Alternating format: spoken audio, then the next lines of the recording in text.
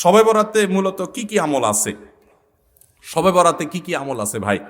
শবে বরাত উপলক্ষে ওই রাতে করার জন্য হাদিসে আলাদা করে এই আমল, এই নামাজ, এত সূরা, এতবার, এরকম কোনো কথা কোনো বিশুদ্ধ হাদিস দ্বারা প্রমাণিত না।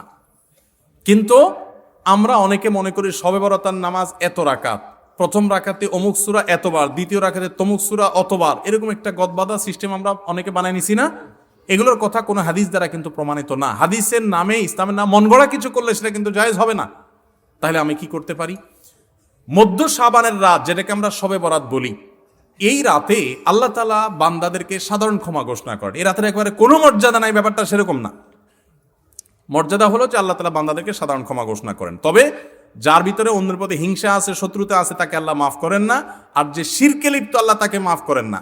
আপনি মাজারে সিজদা করেন আর শবে বরাতে সারা রাত মসজিদে সিজদা করতেছেন আর কান্নাকাটি করতেছেন, লাভ নাই, কারণ আপনি শিরকে লিপ্ত। শবে বরাতের সাধারণ ক্ষমা বা মধ্য শাবানের রাতের সাধারণ ক্ষমার মধ্যে আপনি পড়বেন না।